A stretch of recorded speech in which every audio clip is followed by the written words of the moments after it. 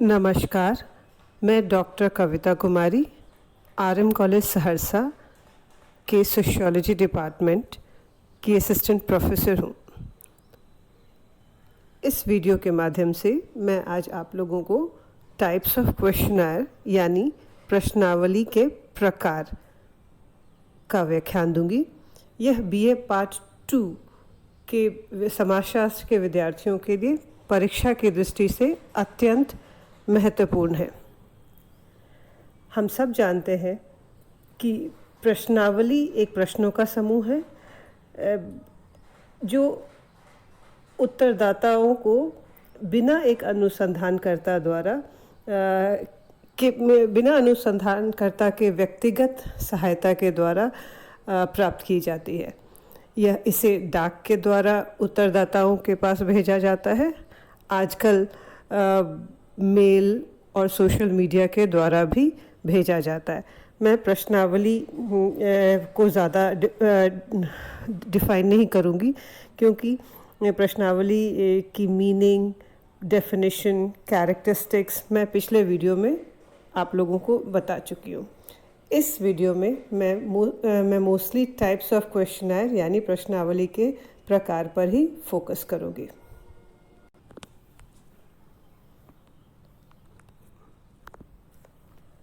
अब हम types of questionnaire यानी प्रश्नावली के प्रकार पर चर्चा करेंगे।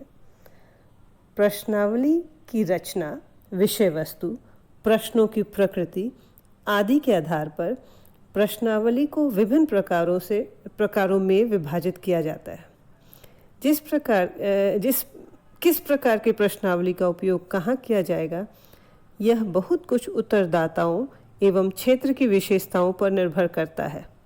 लुंडबर्ग, पीवी यंग, गुडे एवं हार्ट, सेल्टिस, जशोदा तथा उनके सहयोगियों ने प्रश्नावली के विभिन्न प्रकारों का उल्लेख किया है। लुंडबर्ग ने 2 प्रकार की प्रश्नावलियों, तथ्य संबंधी एवं मनोवृत्ति संबंधी का उल्लेख किया है। वहीं पीवी यंग ने प्रश्नों की प्रकृति के आधार पर बंद एवं खुली प्रश्नावली तथा प्रश्नावली की संरचना के आधार पर संरचित एवं असंरचित प्रश्नावली की विवेचना की है। अन्य विद्वानों ने चित्रमय एवं मिश्रित प्रश्नावलियों का भी उल्लेख किया है। हम यहाँ प्रश्नावली के विविध प्रकारों की संक्षेप में विवेचना करेंगे। प्रश्नावली की पहले प्रकार जिसकी हम चर्चा करने जा रहे हैं है फैक्चुअल क्वेश्चनर यानी तथ्य संबंधी प्रश्नावली। इस प्रश्नावली का उपयोग किसी समूह की आर्थिक, सामाजिक दशाओं से संबंधित तथ्यों का संग्रह करने के लिए किया जाता है। जब हम किसी व्यक्ति की आय, आयु, जाति, धर्म, शिक्षा, विवाह, व्यवसाय, पारिवारिक रचना, ऋणग्रस्तता आदि के बारे में सूचना संकलित करना चाहते हैं तो इस प्रकार की प्रश्नावली का प्रयोग किया जाता है। प्रश्नावली का दूसरा प्रकार है questioner of opinion and attitude यानी मत एवं मनोवृत्ति संबंधी प्रश्नावली। जब हम किसी विषय पर सूचनादाता की रुचि, राय, मत, विचारधारा, विश्वास एवं दृष्टिकोण जानना चाहते हैं तो इस प्रकार की प्रश्नावली का प्रयोग करते हैं। बाजार सर्वेक्षण, जनमत संग्रह, विज्ञापन तथा टेलीविज़न एवं रेडियो कार्यक्रमों के बारे में लोगों के विचार जानने के लिए इसी प्रकार की प्रश्नावली का निर्माण एवं प्रयोग किया जाता है। प्रश्नावली का तीसरा प्रकार है स्ट्रक्चर्ड क्वेश्चनर यानी संरचित प्रश्नावली। इस प्रकार की प्रश्नावली का निर्माण अनुसंधान प्रारंभ करने से पूर्व ही कर लिया जाता है। इसमें प्रश्नों की भाषा, शब्द, वाक्य आदि पहले से ही तय कर लिए जाते हैं, जिसमें अनुसंधानकर्ता एवं साक्षात्कारकर्ता को अनुसंधान के दौरान परिवर्तन करने की कोई छूट नहीं होती है। इनमें प्रश्नों का क्रम भी पूर्ण निर्धारित होता है। इस प्रकार की प्रश्नावली का मुख्य उद्देश्य सुनिश्चित एवं समरूप उत्तर प्राप्त करना है। संरचित प्रश्नावली को परिभाषित करते हुए श्रीमती पीवी यंग लिखती हैं, संरचित प्रश्नावली वह होती है जिसमें कि निश्चित, ठोस एवं पूर्व निर्धारित प्रश्नों के अतिरिक्त ऐसे आवश्यक सीमित प्रश्न भी रहते हैं जो अपर्याप्त उत्तरों के स्पष्टीकरण करने या अधिक विस्तृत प्रत्युत्तर पाने के लिए आवश्यक होते हैं। प्रश्नों का प्रकार चाहे प्रतिबंधित हो या अप्रतिबंधित, महत्वपूर्ण बात तो यह है कि उन प्रश्नों को पहले से ही ना कि साक्षात्कार के समय लिखित रूप में दे दिया जाता है। जब उत्तरदाताओं द्वारा दिए गए उत्तर अपर्याप्त, अस्पष्ट एवं अपूर्ण होते हैं तो साक्षात्कारकर्ता को अतिरिक्त प्रश्नों को पूछने की छूट दे दी जाती है। इस प्रकार की प्रश्नावलियों का उपयोग उन क्षेत्रों में किया जाता है जहां औपचारिक अन्वेषण का संचालन करना हो, उनके आधार पर उपकल्पना का निर्माण करना हो, प्राथमिक तथ्यों का संकलन करना हो या संकलित तथ्यों की पुनर्परीक्षा करनी हो। अध्ययन क्षेत्र के विस्तृत होने पर भी इस प्रकार की प्रश्नावली का प्रयोग किया जाता है ताकि प्रश्नों के समान उत्तर प्राप्त किए जा सके। इस प्रकार की प्रश्नावलियों के द्वारा सामाजिक आर्थिक घटनाओं का अध्ययन किया जाता है। किसी विषय पर लोगों की राय जानने, प्रशासनिक नीति या परिवर्तन पर अध्ययन करने, सामाजिक स्वास्थ्य, जन कल्याण की योजनाओं, लोगों के रहन सहन की दशाओं तथा आय व्यय आदि के बारे में सूचना एकत्र करने के लिए भी संरचित प्रश्नावलियों का प्रयोग किया जाता है। चौथी प्रकार की प्रश्नावली जिसकी हम चर्चा करने जा रहे हैं है अनस्ट्रक्चर्ड क्वेश्चनर यानी असंरचित प्रश्नावली।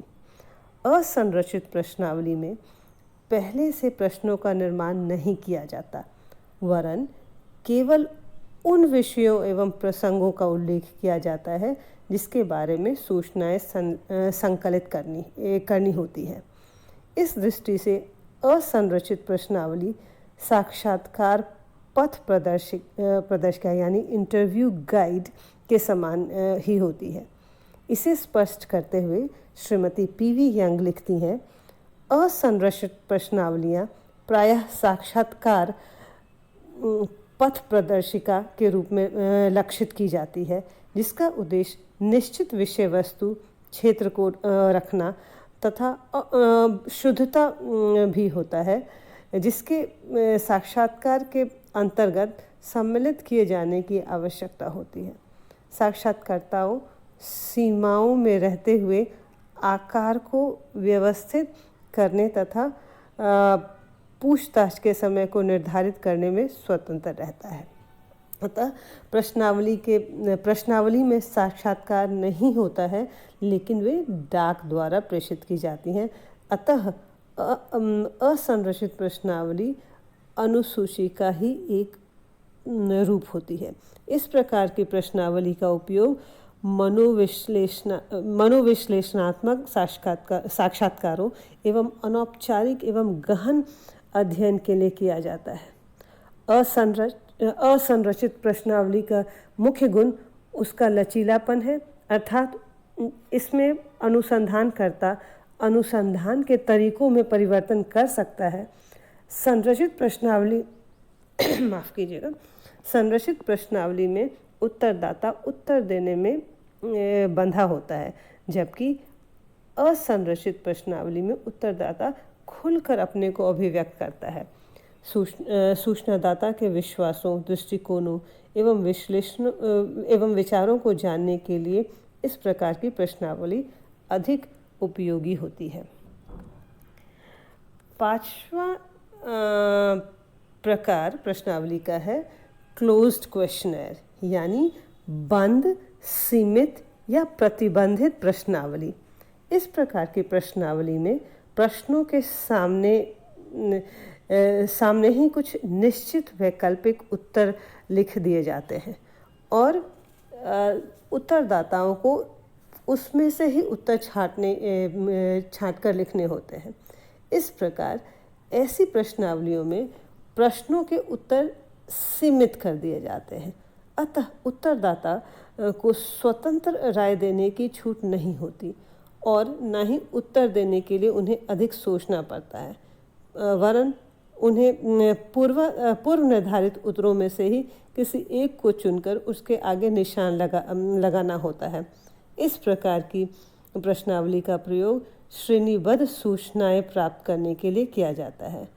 सेन पायो येन के अनुसार प्रतिबंधित प्रश्नावली में प्रायः पूछे गए प्रश्नों के मद के अनुसार उत्तर दिए जाते हैं। इस प्रकार की प्रश्नावली में उत्तर देने में सूचनादाता को सुविधा होती है। इसे अधिकांशतः हाँ या ना में ही उत्तर देने होते हैं तथा उत्तर देने की जटिलता से वह मुक्त हो जाता है। ऐसी प्रश्नावली के भरकर लौट आने की संभावनाएं भी अधिक होती है। इस प्रकार की प्रश्नावली में सामग्री के वर्गीकरण में भी सुविधा होती है। अब हम अगले प्रश्नावली जिसकी चर्चा करने जा रहे हैं वह है ओपन क्वेश्चनर, यानी खुली, असीमित या अप्रतिबंधित प्रश्नावली। इस प्रकार की प्रश्नावली में सूचनादाता को अपने विचारों को खुलकर प्रकट करने की स्वतंत्रता होती है।